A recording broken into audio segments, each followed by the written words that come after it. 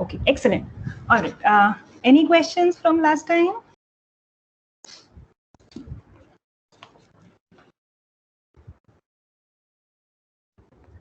I will wait for a minute.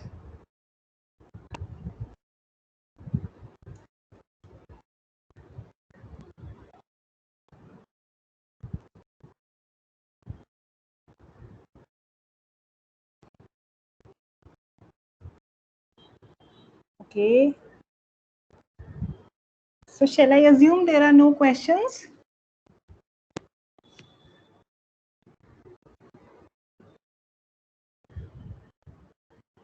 Okay, so stop me if you have any questions. Until then, I assume there are no questions. Yeah, so last time we introduced the concept of open and closed sets of a metric space. Yeah, so let's just quickly start by recalling examples, a couple of examples. Okay, so we saw that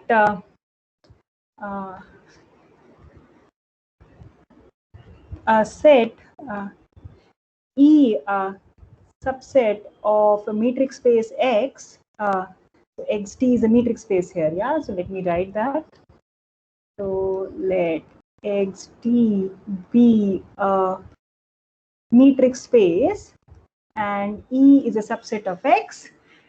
It is possible that E is simultaneously both closed as well as open in X.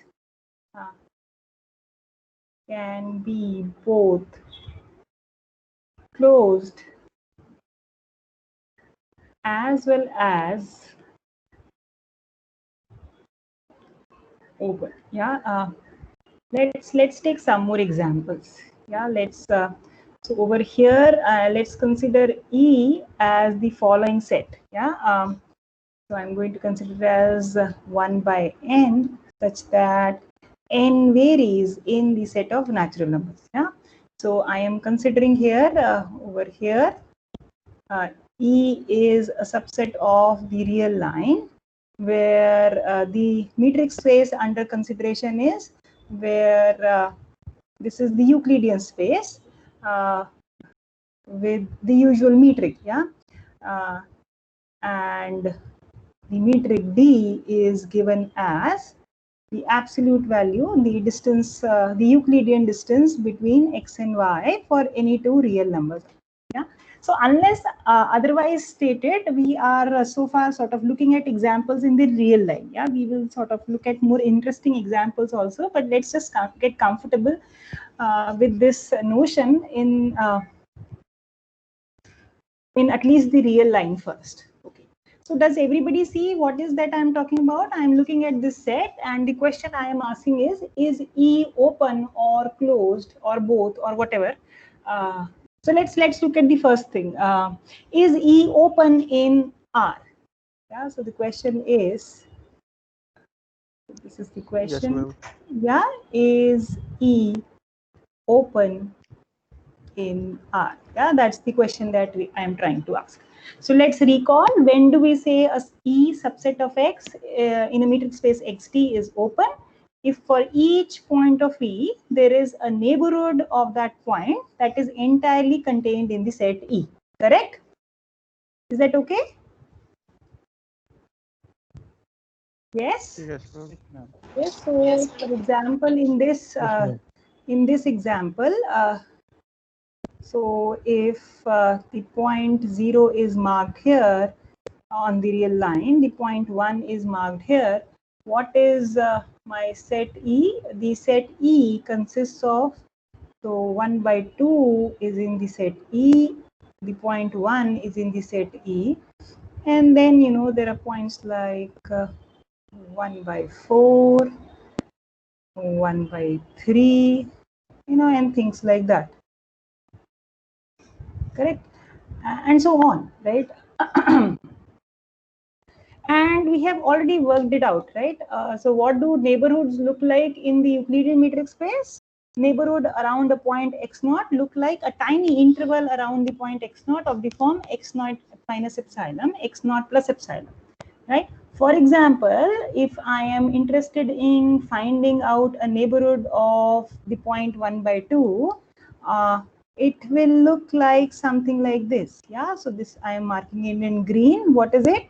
So I am marking a point like 1 by 2 minus epsilon, 1 by 2 plus epsilon, right? Yes, this is a typical neighborhood of the point 1 by 2 in the Euclidean mid-range, right? Now, no matter what epsilon you choose, it is not possible to fit in an entire neighborhood of 1 by 2, that is an interval of the form 1 by 2 minus epsilon, 1 by 2 plus epsilon, inside the set E, right? Does everybody agree with me? Yes, ma'am. Yes. So what is the conclusion of this? That this set cannot be open. Yes? Does everybody agree with me? Yes, Yes, ma'am. ma'am. Yes. Yeah. So E is not open in R. Yeah, I have not written down the argument here. But does everybody see this? Yeah? So in order to show that E is open, what is that I have to show? I have to show that for each point of E, there exists a neighborhood of that point that is entirely contained in E. Now, I am making here the claim that E is not open in R. All that suffices to show that there exists one point in E such that no neighborhood of that point is entirely contained in E. Yeah.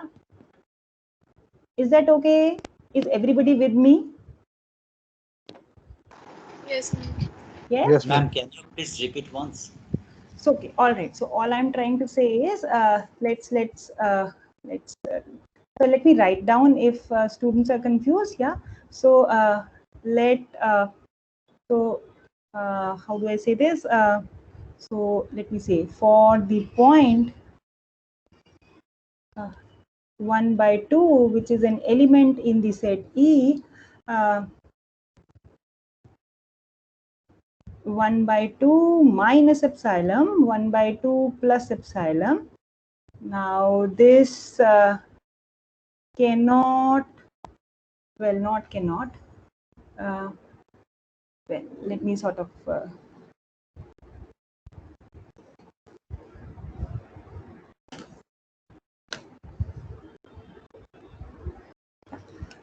so let's look at this point 1 by 2, which is in E, and I am putting an epsilon neighborhood of the point 1 by 2, which is an epsilon, which is an interval, open interval like this, 1 by 2 minus epsilon, 1 by 2 epsilon, is not contained or cannot be contained in E, no matter what epsilon I choose, yeah, for any choice of epsilon positive. Yeah, do you agree with this statement of mine? That let's look at this point. You can pick any point, doesn't matter. So if you look at this point 1 by 2, then this entire neighborhood of 1 by 2 of center 1 by 2 and radius epsilon is not contained in E for any choice of epsilon. Yeah, so this is saying, and in other words, this is saying that this, so what is this? This interval is nothing but the open ball around the point 1 by 2 of radius epsilon in the Euclidean metric. This is not sitting inside E for any choice of epsilon. No matter what epsilon positive you choose, you cannot guarantee this inclusion to hold. So here is a point in E for which no neighborhood of that point is contained inside the set E, hence E is not open. Is this okay now? Yes, ma'am. Yes, yes. And Yes, there's ma'am. nothing specific about 1 by 2. You can pick any other point of this set. Yeah, tell me. There's a question. Yeah.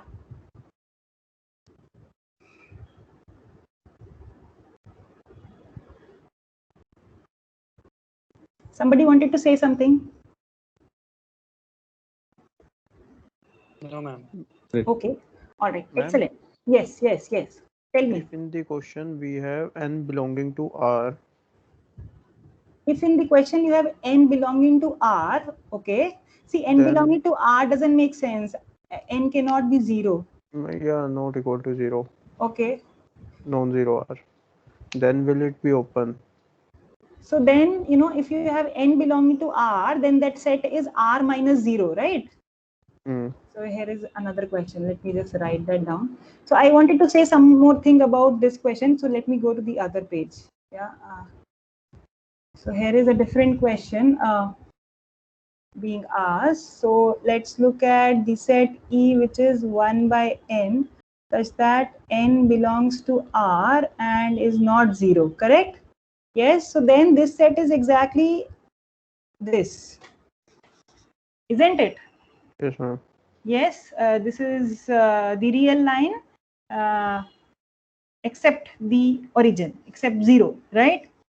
Then is E open in R, right? Is E open in R?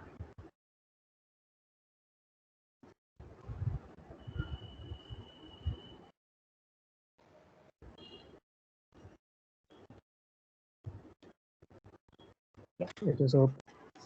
Yeah. So what is that you think it should be?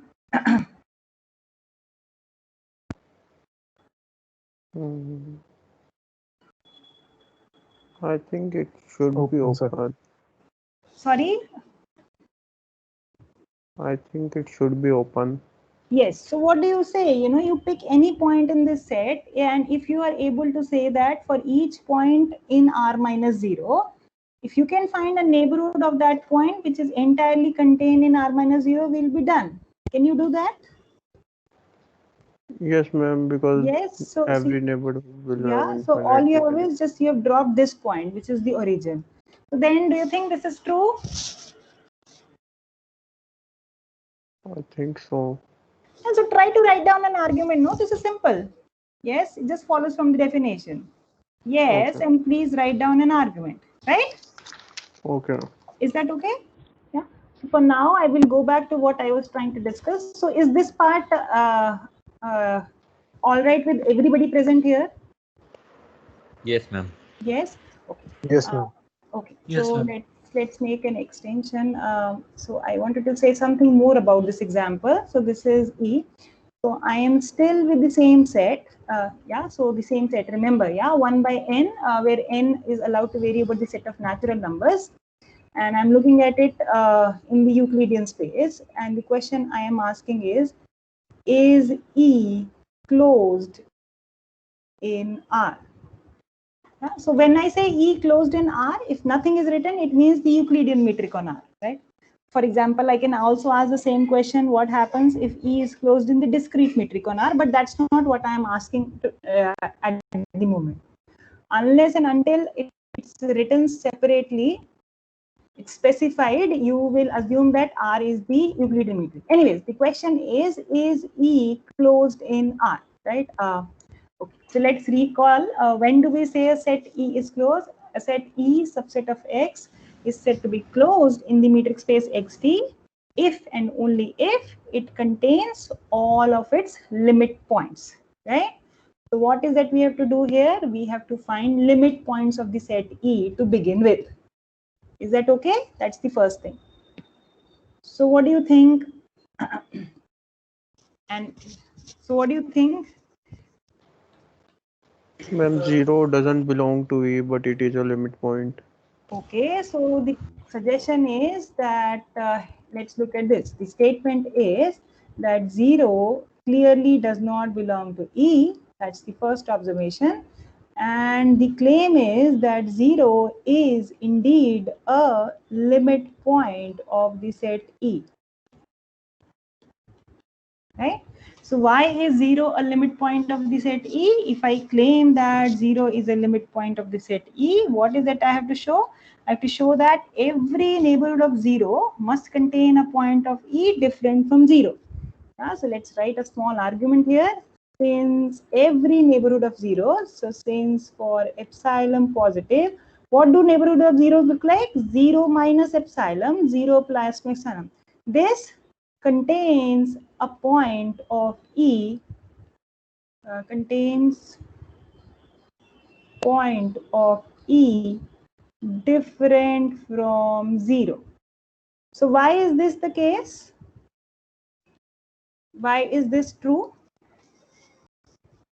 So in this picture here, if this picture here, let me draw something here. Yeah, so minus epsilon is somewhere here, and let's say positive epsilon is somewhere here. Yeah. So why does this hold true? Ma'am, because we can find 1 by n, because 1 by n less than epsilon. So what are you using here? Archimedean property. You're using the Archimedean property here, right? See, there's no hope of establishing that there is an element of the set E in the interval minus epsilon to 0, right? So you focus on the interval 0 to epsilon, and you say that you can always fit in an element of the form 1 by n in that interval thanks to the Archimedean property. Yes? Excellent. Yeah. So I'll just say, instead of write it down, use the Archimedean property to conclude.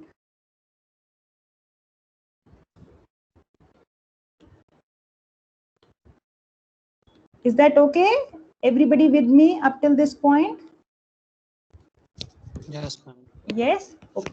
So Yes, let's go. Yeah. So let's go back. So the conclusion of all of this discussion is that 0 is a limit point of E, but 0 is not a point of E.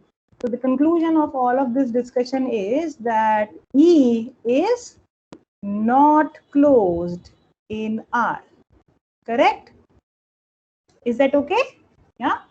And we all agreed that it is not open in R. Yeah. So it is very well possible that a set is neither open nor closed. That is also possible. Yeah. So I will just write that comment here in the light of this example, that so we saw example that a set can be both open as well as closed, and this example shows us that a set can be neither open nor closed. That is also a possibility. Is that okay?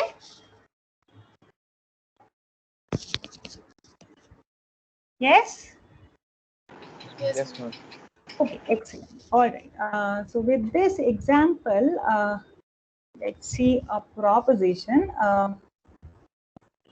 This proposition says how are open and closed sets related? Yeah. So given a metric space XT, be a metric space, right? A set E subset of X is open if and only if its complement. So what do I mean by its complement? I mean by its complement in the set E. In the set X, yeah, which means that X set minus the set E is closed. What did I write?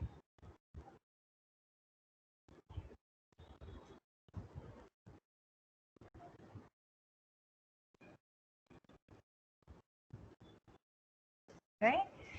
So a set is open if and only if its complement is closed.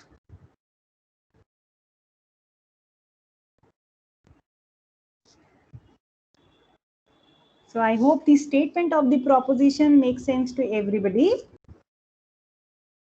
Let's try to fill in a small proof to this argument.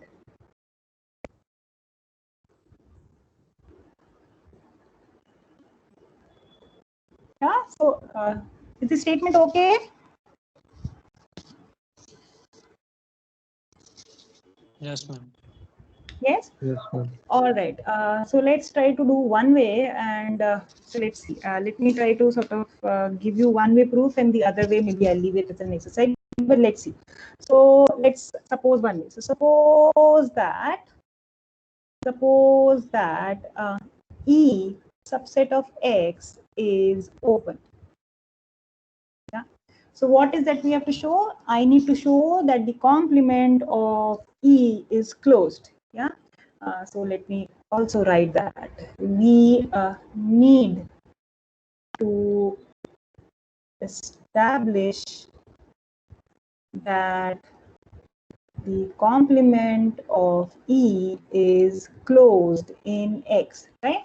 So remember, what does it mean to say that the complement of E is closed in X? By definition, I have to show that the complement of E contains all of its limit points. Yeah, so let me start with the limit point of X minus E. So let X naught be a limit point of this set, right? So what is that we have to show? In order to show that the complement of the set E, X minus E is closed, I will like to show that X naught is actually a point in the complement of E, right? And since X naught is any arbitrary limit point of X minus E to start off with, I will be done. Is that okay? Yeah, let me also write that, highlight where are we heading. We will show that X naught belongs to, is that okay? See, I'm just following from the definition. Is everybody with me up till this point? Yes, ma'am. Yes, okay, all right. So I need to show that X naught belongs to the complement of 3. Suppose not. Yeah, so I will write like this. Suppose this statement is not true. Yeah, so if you don't mind, I will sort of erase this little example that I did.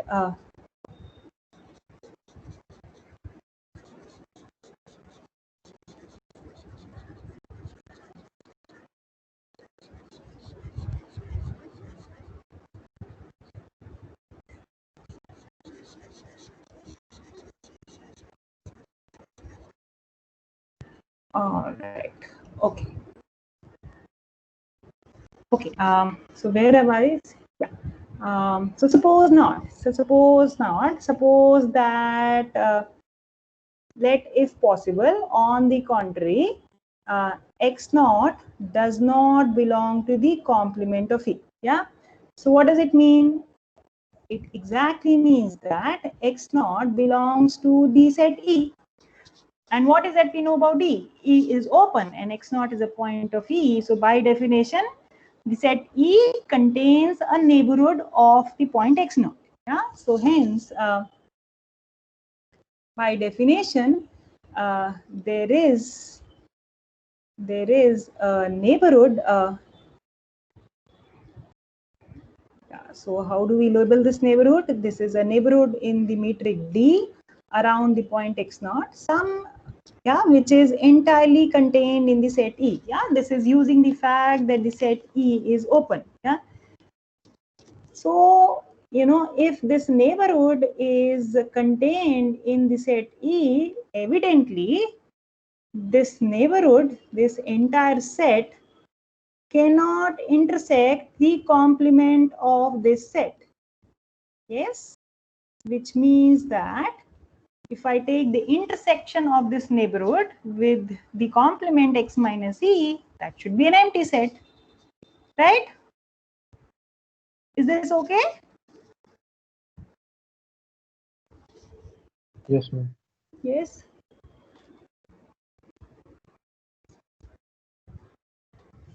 Can you repeat this? I will. Yeah. So I had a point. I said that we are There required is a to. lag. Okay. So in lag in what I am speaking or what I am writing? Both. Ma'am, you speak first and Yeah, write writing. after some time. Sorry. I'm lag in the display. Sorry, I am not able to hear you. Ma'am, you Writing, speak first ma'am. and after that we see the writing work. Okay, so there is a little lag, but anyways, now do you see everything? I am not writing anything for the past 1 minute or so. So now is the Yes, proof, yes. yeah? So all I'm trying to say is, suppose Yes. x naught is not a point in the complement of E, which means that x naught belongs to E. So that means that there would be a neighborhood around the point x naught, which should be contained in E. Why is that? Because E is open, right? So E contains a neighborhood of each of its points, in particular the point x naught. So I'm just calling that neighborhood, labeling it as, neighborhood B in the metric D, centered at x naught and radius epsilon. Yeah?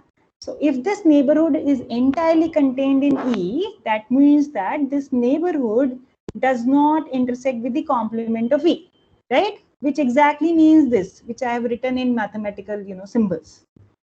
Is this okay? Yes, ma'am. Yes. Yes, ma'am. Now let's look at it one more time. Yeah, let's look at this last thing one more time. Now here on the left, I have a neighborhood, an epsilon neighborhood of the point x naught, which does not intersect the set x minus E. Yeah. Now what does it say? Here is a neighborhood of the point x naught. I'm saying it one more time, which does not intersect the point x minus E, which says that x naught cannot be a limit point of the set x minus E. Why? Because here is a neighborhood of the point x naught which does not contain any other point of x minus E besides itself, possibly. Yes? Yes? So this contradicts the fact that, well, this contradicts the assumption that x naught is a limit point of x minus E. So I'll just write that this contradicts. Well, I've been rather sloppy here. So this contradicts the assumption that x naught is a limit point of x minus E. Yeah, so we have arrived at a contradiction, which means that the assumption x naught cannot belong to x minus E is not true, and hence it follows that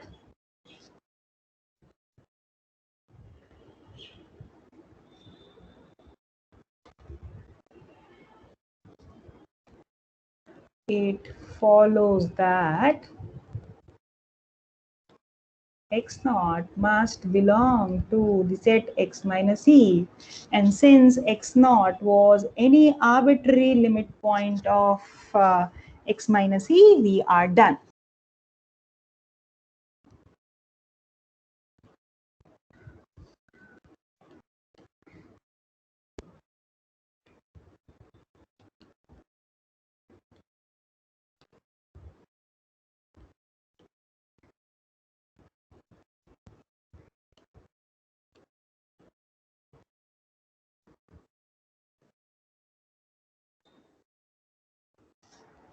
Yeah.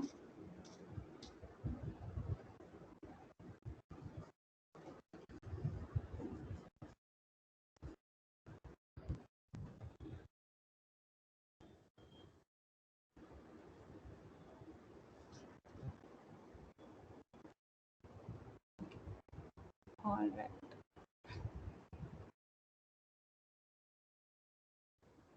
So I'll pause for a minute if there are any questions.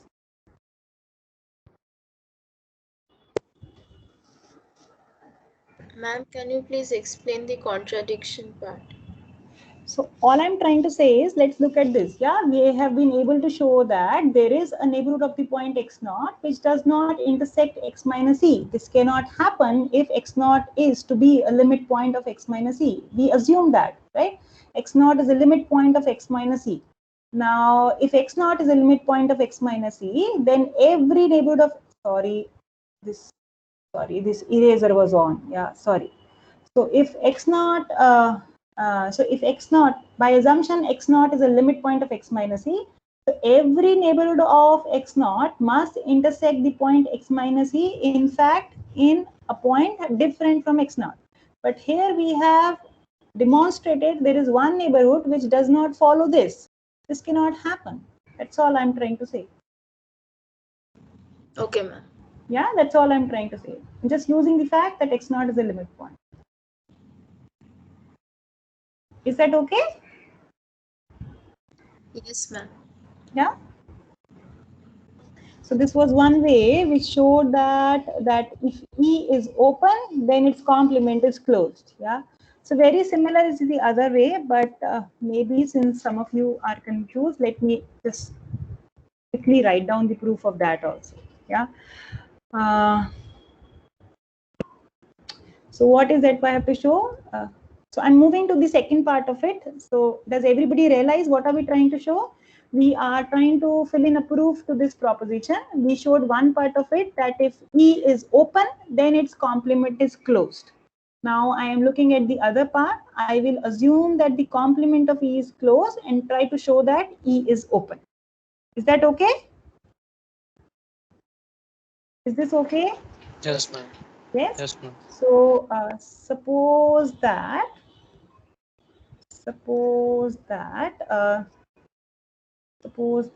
the complement of E is closed, right? We need to show that. What is that we are required to show? We are required to show that the set E is open in XT. Yeah. So what is that we have to show? We have to show that the set E contains a neighborhood of each of its points. Yeah. So in order to show that, let's pick a point x0 in a set E, and we will show that. What we will show? We will show that there is a neighborhood. So let me call it like this. There is a neighborhood around x0 which is entirely contained in the set E, right? And since x0 is any arbitrary point of E, we will be done.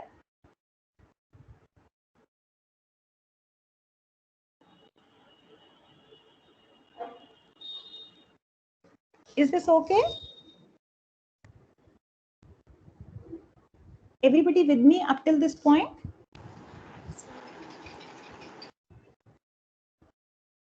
Is that okay? All right.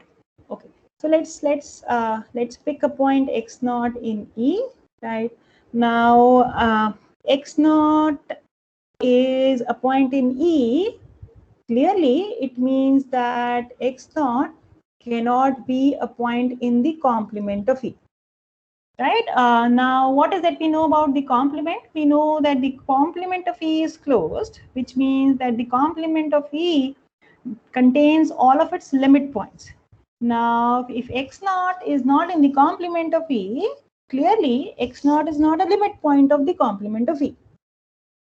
Yeah, hence x0 is not a limit point of x minus E. Yes?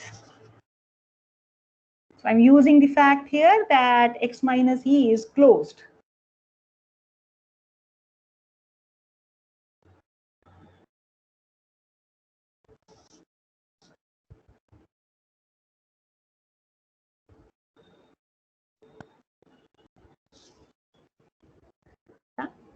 Okay, so is this okay with everybody?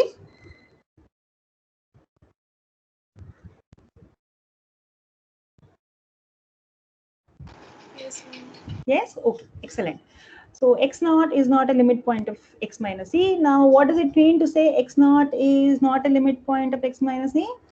By definition, it follows that there is a neighborhood of the point x0, which I am going to denote by this.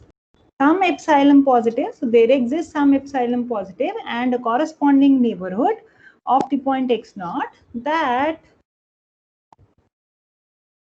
does not contain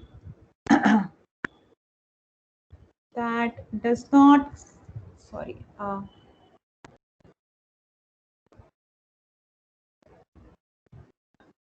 sorry about that. So what is that I want to say?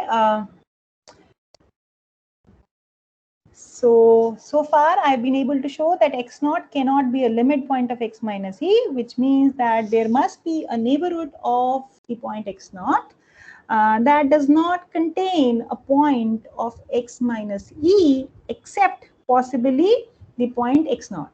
Yeah, so what does it mean? This exactly mean that if I look at this neighborhood and intersect it with x minus e, this is empty.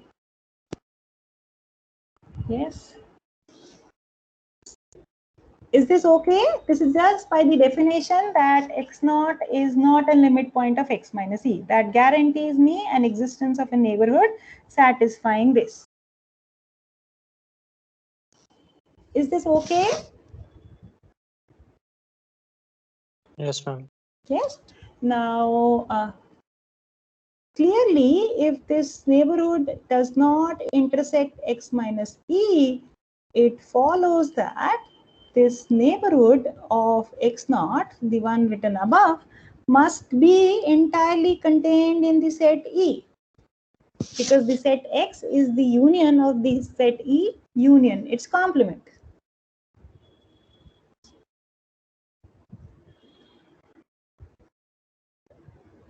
All right.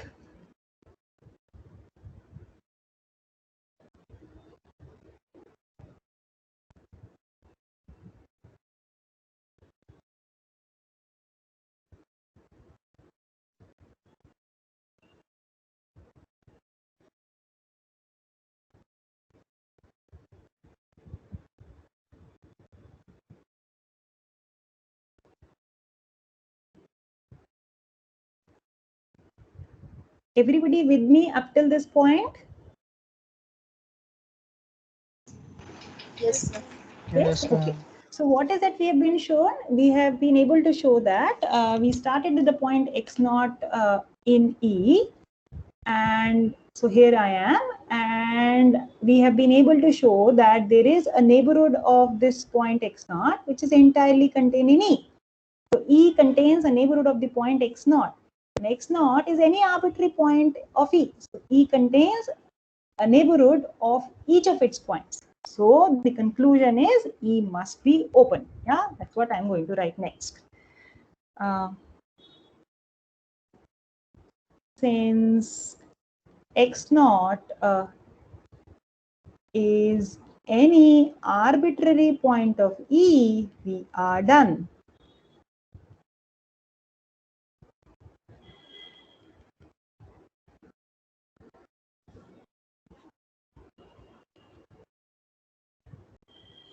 So we are done. And okay, so this completes the proof of this proposition. Is this okay with everybody present here?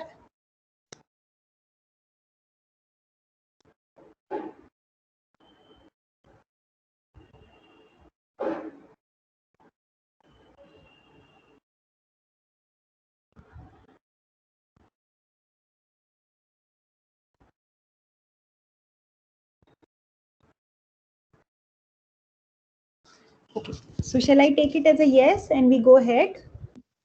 Yes, ma'am. Okay, all right. Yes, ma'am. All right, very nice. Couple of observations next. So maybe I'll sort of write it as a proposition.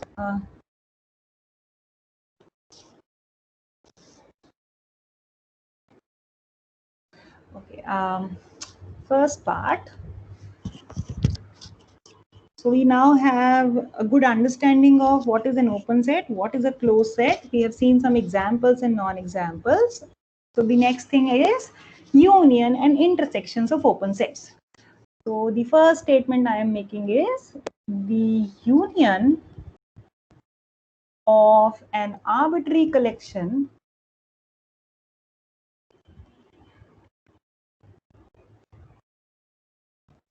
collection of open sets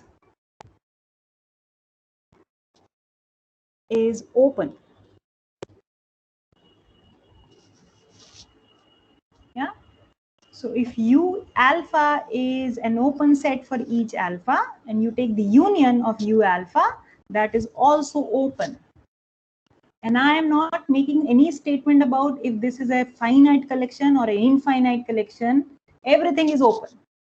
Yeah, finite collection of finite union of open sets is open, and infinite union of open sets is also open.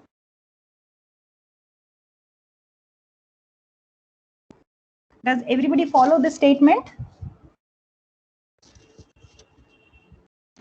Yes. Yes. Okay. All right. I will move on to the next statement. The intersection of open sets. Yeah. So the next statement is about intersection of any finite collection of open sets. The intersection of any finite collection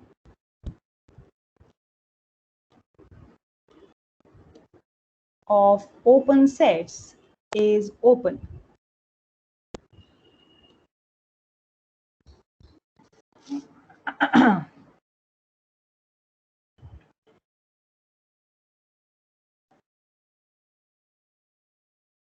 Yeah, so I think everybody, this statement makes sense to everybody. Let's see an example. Yeah, so I am in the Euclidean metric. Yeah, and let me consider.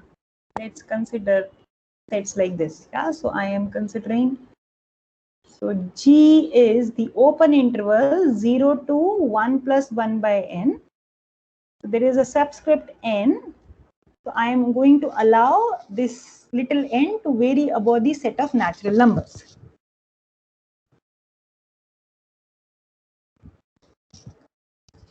Yes. So last time when we were discussing open sets, then we showed that every interval of the form open interval AB is open with respect to the Euclidean metric. Is that correct? Yeah. So Gn is open for each n in n. Is this okay? Everybody is all right with this statement? Yeah, so let me sort of draw something. This is the real line. This is the point 0. This is the point 1, and 1 plus 1 by n is possibly here.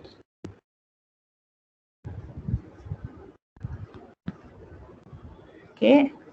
So what am I going to do now? I want to consider Gn, and I want to take the intersection as n runs from 1 to infinity. So what do I get if I take this intersection? What would be this set?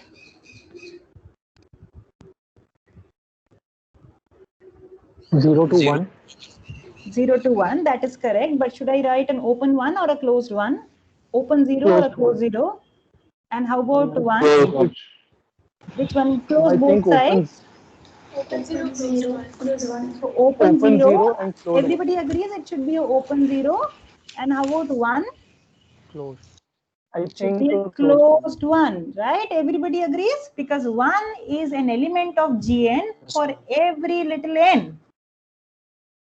No matter how small n is, this 1 plus 1 by n is going to be bigger than 1. Correct? Is this okay? Yes, ma'am. So the point of this example is I have a collection of open sets on the real line. For each index little n, Gn is open. But if I look at the intersection, this interval half, meaning open 0, closed 1, this is not open in R. So this, please note that this set is not open Does everybody agree that this set is not open?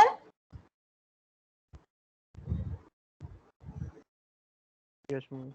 Why is this set not open? Because here is a point 1, the end point 1, such that no neighborhood of 1 can be entirely contained in this set. Correct? We talked about this example last time.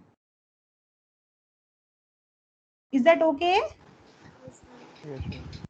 Yes, ma'am. Yes. Yes, So the upshot of all of this discussion is that intersection of infinitely many open sets need not be open. I'll just write that down. Intersection of infinitely many open sets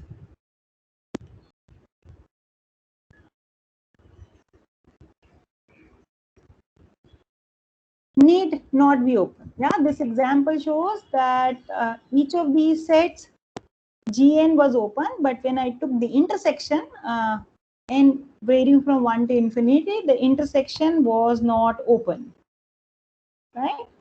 On the contrary, if I take any finite collection of open sets, so any finite intersection of open sets is open. And unions, there is no constraint. Union of an arbitrary collection of open sets is open. Is this okay? Yes, ma'am. Yes.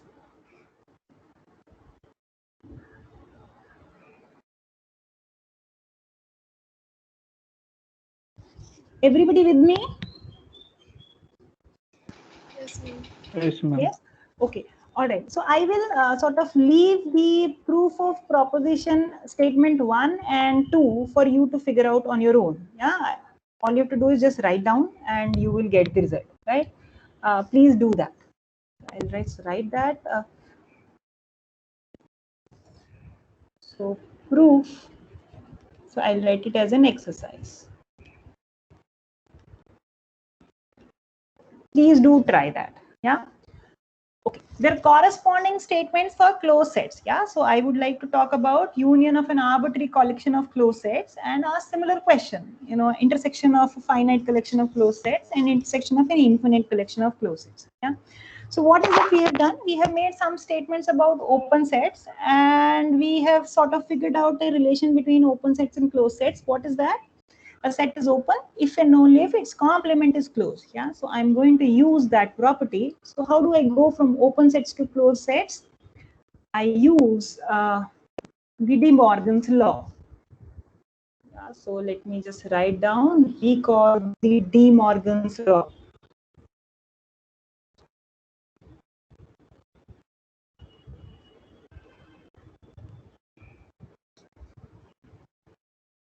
So what does the De Morgan's law say and how does this come into the picture? So I have a set AI, yeah, and I am indexing it with respect to I. So I take this union, yeah, so this is some set and I take the complement of all of this. This is the same as I take AI first, I take the complement of AI first, and I then take the intersection over the set EI.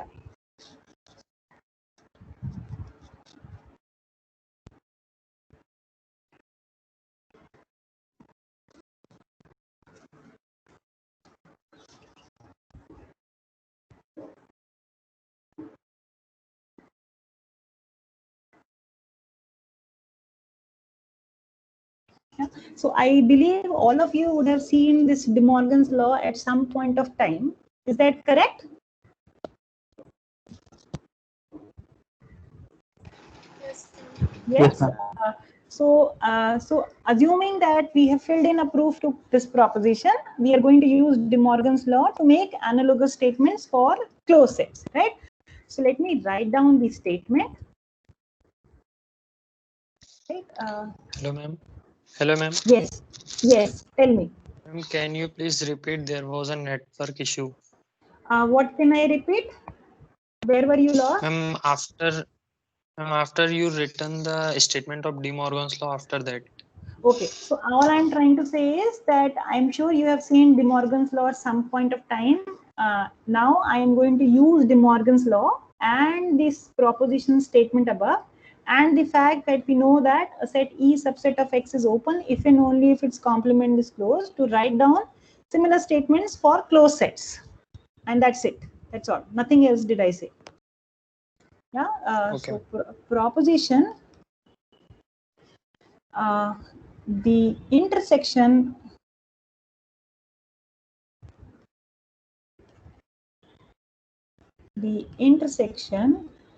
of an arbitrary collection of closed sets is closed. Intersection of an arbitrary, so I didn't write collection. Yeah? So arbitrary collection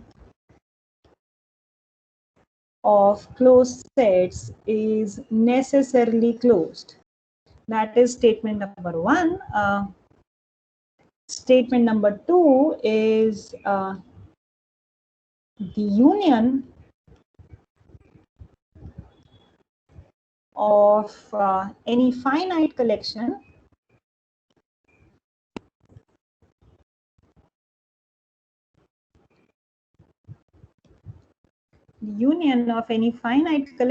of closed sets is closed. That's the second statement. Right? And let's see some examples. Okay. Yeah, again, let's see some very simple example on the real line. So let's consider set En given as the closed interval 1 by n to 1, where n varies in the set of natural numbers, right? So as we agreed last time when we saw examples of closed sets, for each index n, En is closed in the Euclidean metric on R.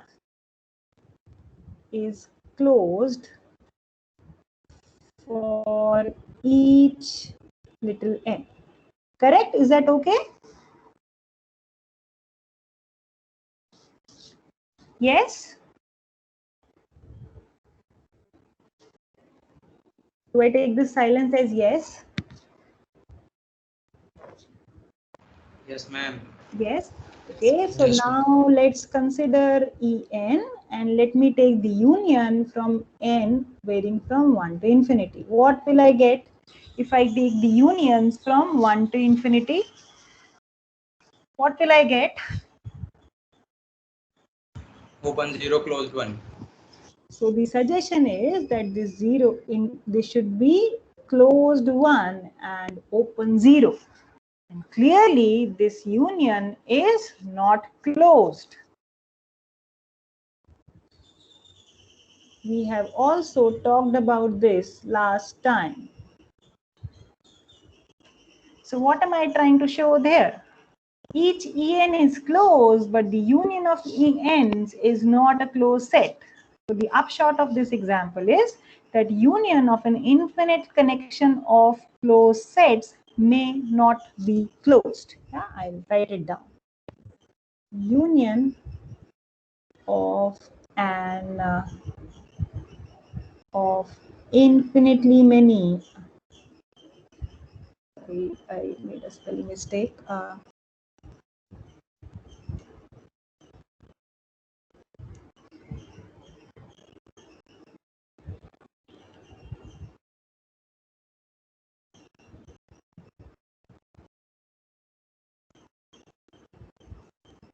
So union of infinitely many closed sets need not be closed, as this example shows.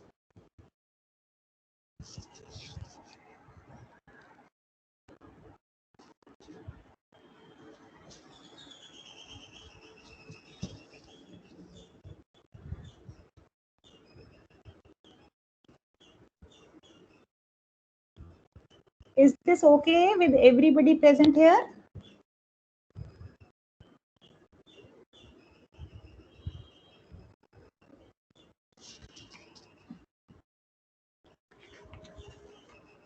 Yes, ma'am. All right. Very nice. Okay. So, this was a little bit of general topology. So we made a detour, and from chapter 2, we did a little bit of chapter 11 from Bartley and Shepard's book, not entirely. So we will go back to chapter 11. So this was a little bit of section 11.1 of chapter 11 of Bartley and Shepard's book. We will go back to it. I would like to sort of go back to chapter 3 now and pick up from that point. Yeah. So now we are.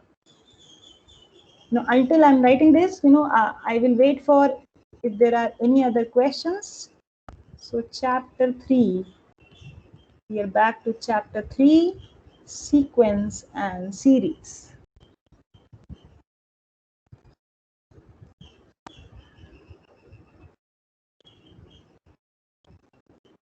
Any questions so far?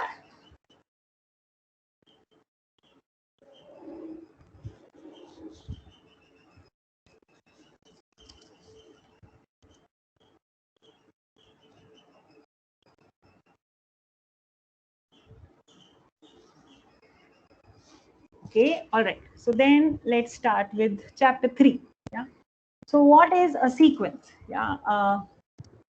So let's start with the definition. So we will start with what is a sequence. Yeah. So given a metric space, so let XD be a metric space.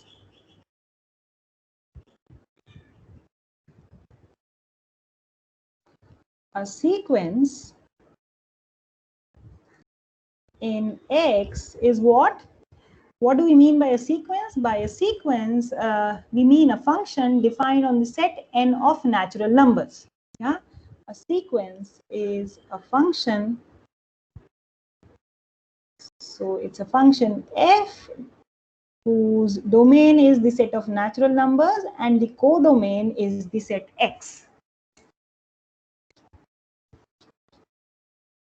Okay, so I'm going to write, so which means that if I pick little n, a natural number, then the output f of n is an element of X. I'm going to write it down as little x subscript n. Yeah. So if f of n is xn, instead of writing sequence as a function f, we say that we denote it by its range, denote by this symbol xn.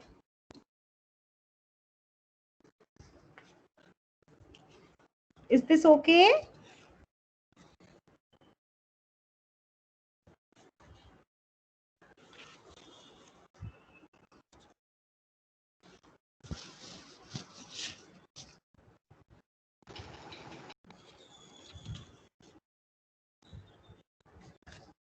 Yes.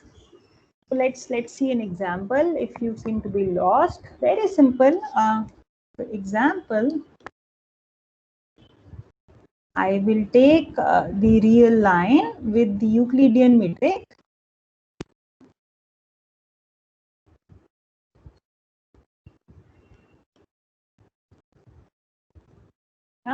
And I defined a sequence. So let's consider xn equal to 1 by n. Yeah. So the function f is given by n goes to 1 by n. Yeah. So I am considering a sequence 1, 1 by 2, 1 by 3. This is a sequence of real numbers. Yes. So I am going to denote it by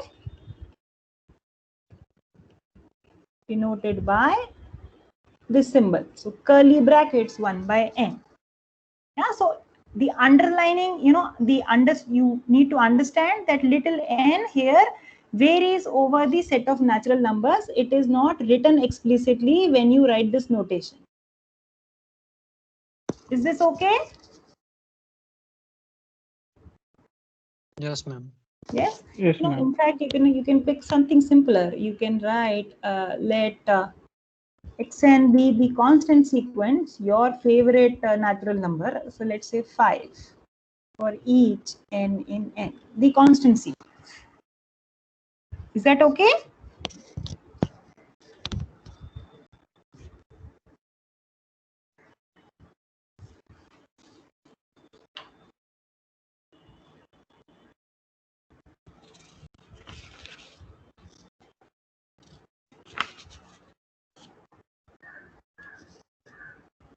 So having seen a very basic example, one of the most important concept in mathematical analysis is convergence of a sequence. What is that we mean by convergence of a sequence?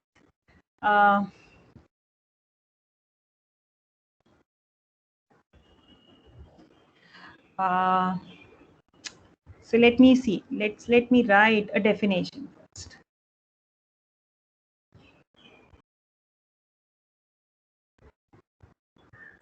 Yeah.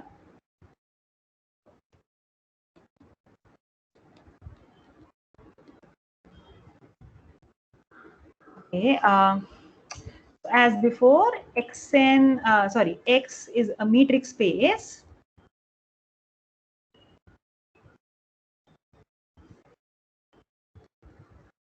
And I have a sequence, yeah, and let xn be a sequence in X, yeah, a sequence in X. Okay, when do we say it converges? Yeah, so let me sort of write this definition properly, and then I'll try to explain to you. We say that the sequence xn converges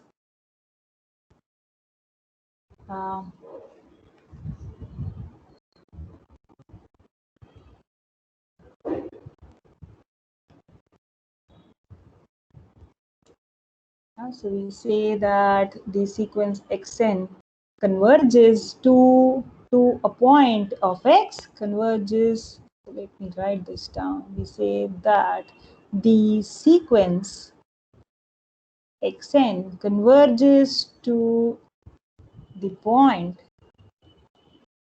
So let me label this point as x0 of X if the following happens. If for every positive epsilon there exists a natural number n naught such that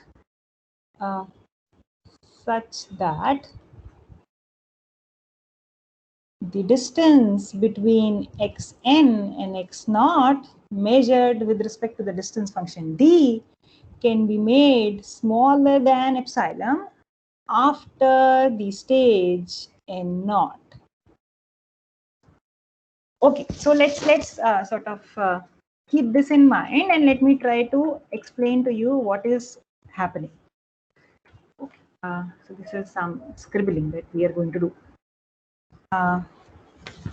So let's forget about the metric space XD. Suppose that X is the real line with the Euclidean metric.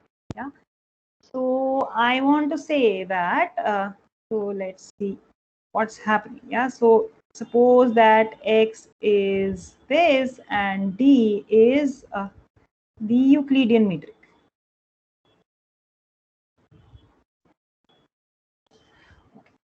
So what is that I'm saying? I want to say, and let xn be a sequence of real numbers, right?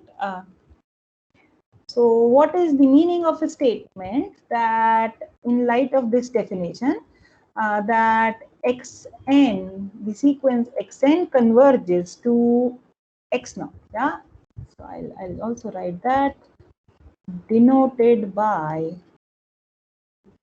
xn converges to x0. Yeah. So let's see, when do we say this? All right, we say that, so let's look at this example. A sequence xn converges to x0 if we can make the terms of the sequence xn as close to x0 as we like by taking little n sufficiently large. Yeah. Okay. So what is that I want to say here? Yeah. So I say that you fix any positive number.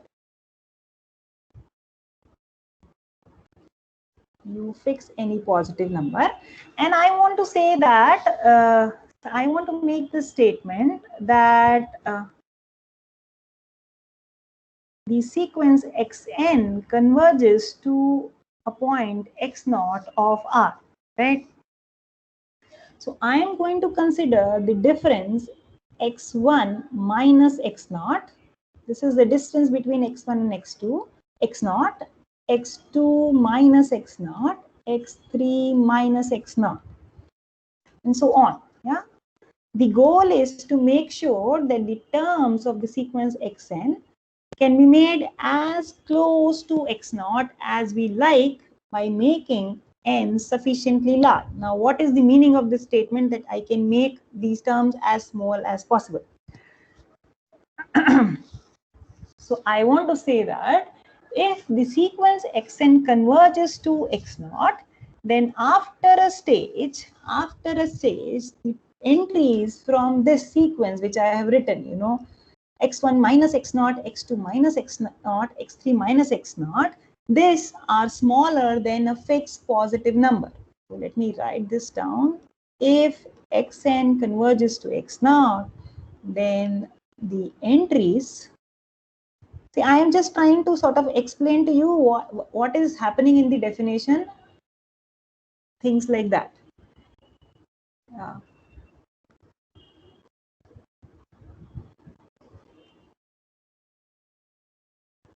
So I'm saying that if xn converges to x naught, then the entries in the sequence written above from the sequence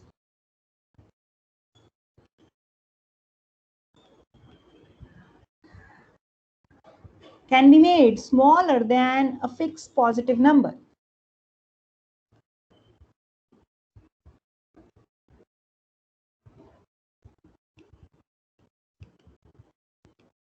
Than a fixed positive number. Now, this fixed positive number is usually denoted by epsilon. Yeah, the fixed positive number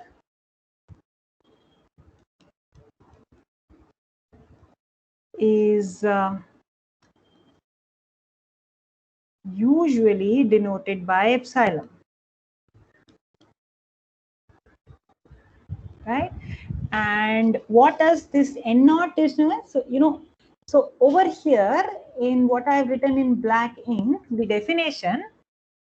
So over here we have used the distance function d as defined given by the metric space xd. Yeah? In the example, we are considering the metric to be the Euclidean metric. So d has been replaced by the absolute value, the absolute difference xn minus x naught, right? So I have already told you, I have tried to tell you, where does epsilon come into the picture? Epsilon is that fixed positive number, so that after a stage, the entries from the sequence can be made smaller than that fixed positive number. And what does this n naught do? N naught indexes how far one needs to go in the sequence. Yeah, so little n naught tells me, it indexes how far do I need to go in this sequence in order to ensure that the terms from xn minus x naught onwards are smaller than epsilon. Yeah, let me write that down. Maybe it helps. Yeah, so there are two things here. One is epsilon and n naught is this. Yeah, so n naught indexes how far one needs. Sorry, what am I doing?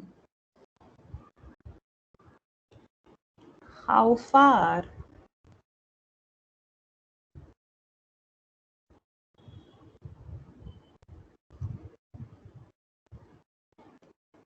one needs to go in the sequence to ensure that ensure that entries from which term? Xn naught minus x naught, this onwards are smaller than that fixed positive number epsilon.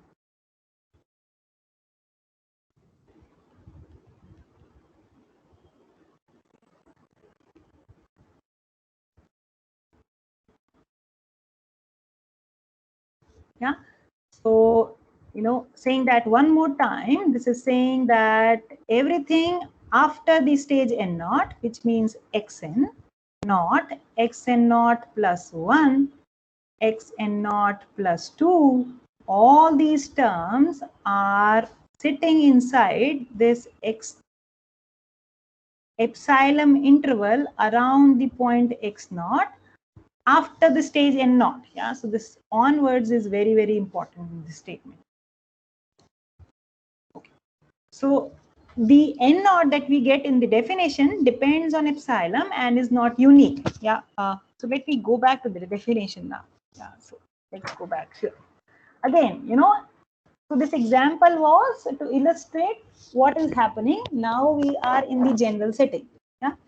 You give me a fixed positive number epsilon, and I will tell you how far do you have to travel in order to make sure that the distance between x naught and xn can be made smaller than epsilon. So over here it is the index n naught. And if I can play this game every time, what do I mean by playing this game every time?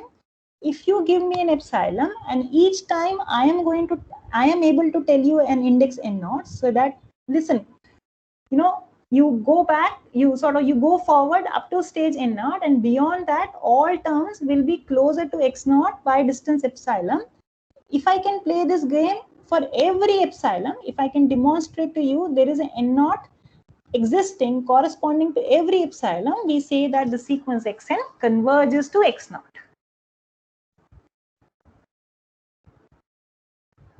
Does that make some sense to you? Yes, ma'am. Yeah, is that okay with everybody present here? See, I am sort of concerned about people who are seeing this for the first time, because see, this is a very important concept. Yeah. See, again, in the light of this example, let me write down this definition in the real line. What does it mean to say definition? When do we say a sequence of real number, a sequence xn of real numbers converges to point x naught of R if for every epsilon positive there is an index n naught such that what happens? The terms of the sequence xn are closer to the point x naught, are epsilon naught close to the point x naught, which means that the difference xn minus x naught cannot be any bigger than epsilon after the stage n naught. Is this okay? Now, what I have done in the definition, which I have written in black ink, is that I have replaced this distance by the distance d. So instead of writing this, I have written d xn comma x naught, the distance between xn and x naught. That's the only difference there. Is this okay with everybody present here? Yes, ma'am. Yes, ma'am. Yes. All right. Hope this is. So let me say that one more time, that so this is denoted by xn goes to x naught, and the other notation is that so xn goes to x naught as n tends to infinity. I will also write that. Some notation to be kept in mind. As n tends to infinity. Alternately, this is also written as limit xn as n tends to infinity is x naught. So I think having given the definition, we must discuss an example. Yeah, so let's do that. Let's take a very simple example. All right, example. So I am going to take the example on the real line. Suppose that let xn be given as 1 minus 1 by n for each natural number n, right? So this is the term, these are the terms of my sequence. Yeah? Xn is 1 minus 1 by n. Yeah? The question to investigate is whether the sequence is convergent. Yeah? So the points are 1 minus 1, 1 minus 1 by 2, 1 minus 1 by 3, and so on. Right? So, you know, over here in this definition, we say that the sequence xn converges to the point x naught. Nowhere it is given how would we get hold of the point x naught. Yeah, so the point x naught, how do we get hold of the point x naught? You have to make an intelligent guess on your own at the moment. Yeah, we have no means of guessing. We have no means of determining the point x naught. Yeah, okay. So to say the limit of the sequence. Anyways, we will come to those things later. So what is that I want to show here? So my claim is that this sequence xn converges. So what do you guess? If at all it converges, which real number should it converge to? 1. It should converge to 1. Yeah, let's see. So let's try. So a guess is that x naught should be 1. This is a guess, right? So if that is the case, I should look at the difference x naught minus xn minus x naught. Yeah, let's investigate that. So this is 1 minus 1 by n and 1. So this is the absolute value of minus 1 by n, which is 1 by n, right? Now, what does the definition say? The definition say that you fix an epsilon positive, right? And tell me, you should be able to tell me for corresponding to this epsilon, how far should I go in the sequence xn in order to make sure that the terms of the sequence xn are not any farther than the distance epsilon from the point x naught, right? So meaning that I need to show that given epsilon fix, I need to find that when does this hold? When does this hold? Does this hold for all n in n? When does this hold?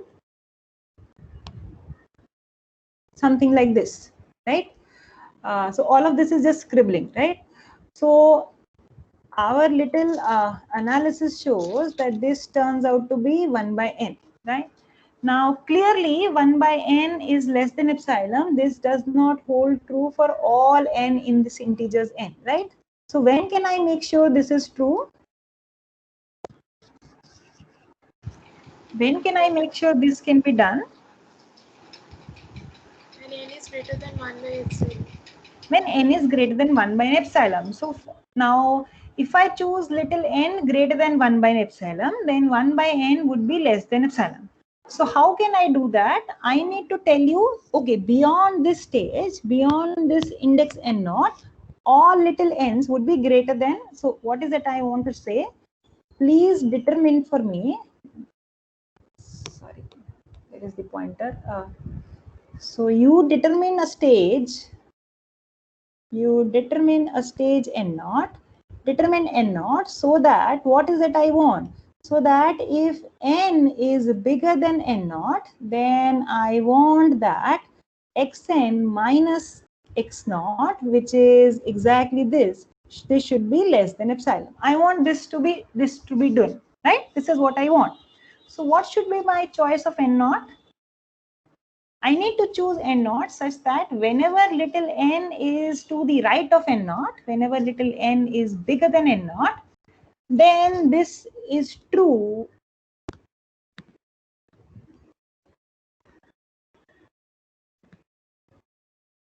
Correct? I want this to hold true. So how should I go about choosing N naught? Should we By use Archimedean property. By Archimedean property. So what should I do? So what should I do? So I should write here, very nice.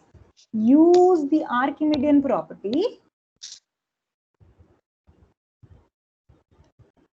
Use the Archimedean property. This is how you should sort of start with the proof. Whatever I written in black ink is all sort of idea to fix it. Yeah, so fix epsilon positive and use the Archimedean property to get a positive integer n naught such that what happens? Such that n naught is bigger than 1 plus epsilon. Then for every n bigger than n naught, what happens? The difference xn minus x naught is 1 minus 1 by n minus, sorry.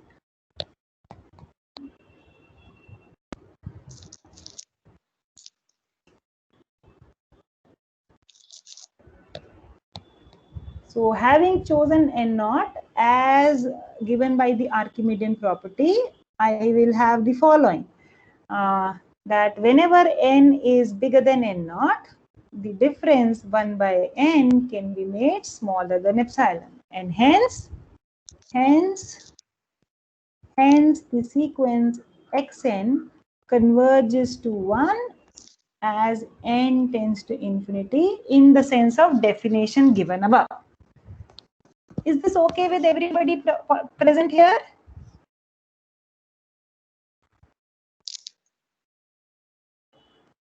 Yes, ma'am. Yes, is that okay? Okay, so I think with this we will stop for today, yeah, and continue from this point next time onwards.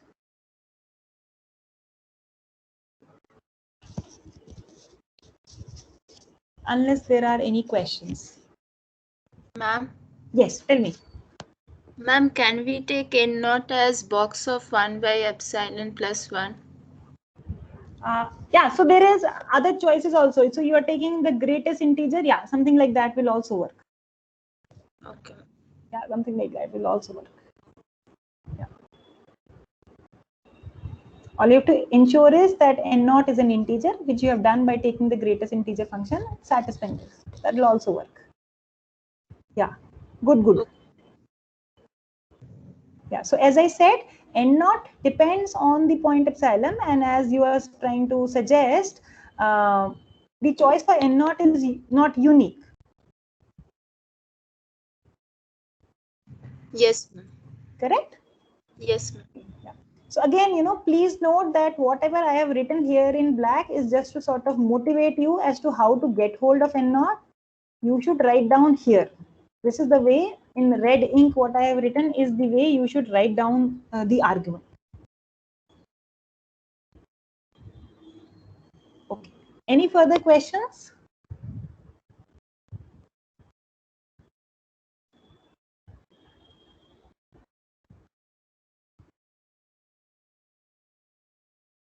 Okay, so if there are none, I will sort of stop sharing this screen and I'll stop the recording.